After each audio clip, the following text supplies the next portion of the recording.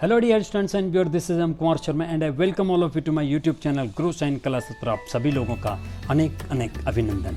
This is another video on common mistakes in English जो अक्सर हम लोग करते हैं and we don't do all mistakes deliberately, जानबूझ करके हम ऐसा नहीं करते हैं। तो चलिए इन्हीं कॉमन मिस्टेक्स से रूबरू होते हैं।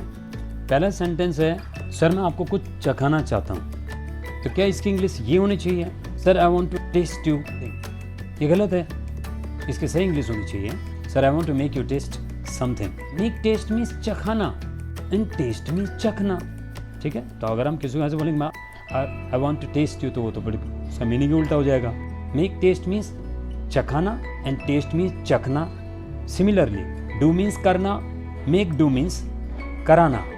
अगला सेंटेंस, फ्लैट उस फ्लैट से ज़्यादा बेटर है, ज़्यादा अच्छा है। मतलब क्या इसकी इंग्लिश ये होनी चाहिए, this flat is more better than that flat. ये गलत है, इसमें मोर बेटर नहीं आना चाहिए। मोर भी कंपेरेटिव डिग्री है, बेटर भी कंपेरेटिव डिग्री है, इसलिए दो कंपेरेटिव डिग्री एक साथ कैसे आ सकती हैं, गलत है ये।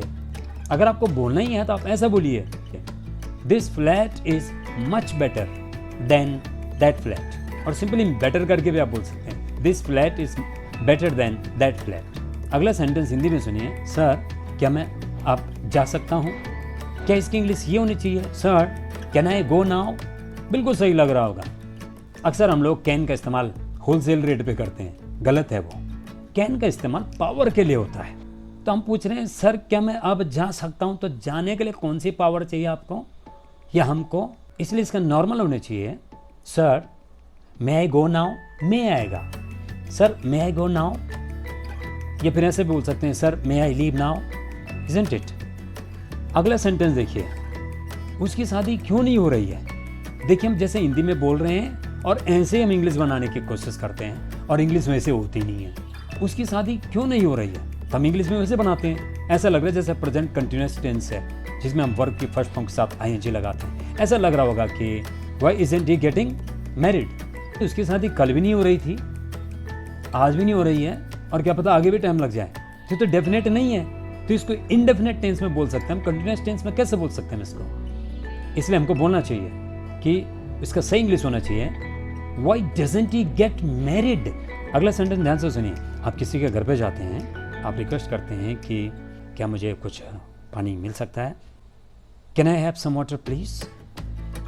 वहाँ पे सही इंग्लिश होनी चाहिए, इसका सही इंग्लिश होना चाहिए, may I have some water please. Can नहीं लगाना है। नेक्स्ट सेंटेंस सुनिए, वह मेरी समस्या क्यों नहीं समझता है। क्या इसका इंग्लिश ये होना चाहिए, why don't he understand my problem. क्या इसका इंग्लिश से सही है, ये गलत है, इसका सही इंग्लिश होना चाहिए, why doesn't he understand my problem. आप ही की बात कर रहे हैं, he she it this that. Third person के सिंगुलर जितने भी होते हैं उनके साथ डू नहीं डज आता है। देखिए इस समय इस वीडियो में मैं स्पीकर हूँ, इसलिए मैं फर्स्ट पर्सन हूँ, और तमाम व्यूअर्स जो मुझे सुन रहे हैं वो सेकंड पर्सन है, और जिसके बारे में हम बात कर रहे हैं वो थर्ड पर्सन है। और अगर वो सिंगल है, सिंगुलर फॉर्म में है, यानी ही शी इट दिस दैट, किसी भी सिंगल चीज़ के बारे में हम बात कर रहे हैं, तो वहाँ पे डज का इस्तेमाल कीजिएगा, न कि डू का। अगला सेंटेंस है, आपके बाल बहुत रूखे हैं। क्या इसका इंग्लिश ये होना चाहिए, your hairs are very dry. देखिए हेयर कभी भी प्लूरल फॉर्म में इस्तेमाल नहीं होता है, बाल एक हो चाहे अनेक, इसलिए सबके लिए हेयर आएगा। बाकी इज और आर अपने सुविधा अनुसार इस्तेमाल कर सकते हैं। इसका सही इंग्लिश होना चाहिए, it's correct English must be, your hair, hairs नहीं, your hair are very dry. अगला सेंटेंस ध्यान से सुनिए, कोई महिला है, आप उसके बारे में बात कर रहे हैं अपने दोस्त से और कह रहे हैं कि आपने कल उसकी बेइज्जती की, वो आपको नहीं छोड़ेगी। क्या इसका इंग्लिश ये होना चाहिए, yesterday you insulted her, she will not leave you. ये इंग्लिश गलत है, इसका करेक्ट इंग्लिश होगा, yesterday you insulted her, she will not spare you. अगला सेंटेंस सुनिए, सर बस आप मुझे एक मिस कॉल दे देना। क्या इसका इंग्लिश ये होना चाहिए, sir you just give me a miss call. ये इंग्लिश गलत है, आपको कहना है sir you just give me a missed call. Past participle verb की थर्ड फॉर्म का इस्तेमाल करना आपने, जो विशेषता बताता है। कैसी कॉल? Missed call.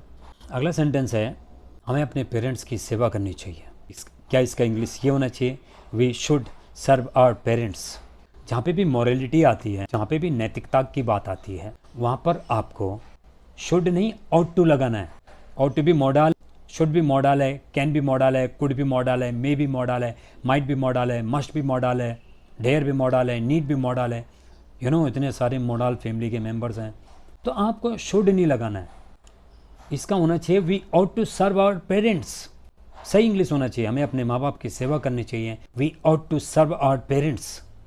हमें राष्ट्र की सेवा करनी चाहिए। We ought to serve the nation. वह आज अच्छा महसूस नहीं कर रही है, उसको डॉक्टर के पास जाना चाहिए। क्या इसका इंग्लिश ये होना चाहिए? She is not feeling well today, she should go to doctor.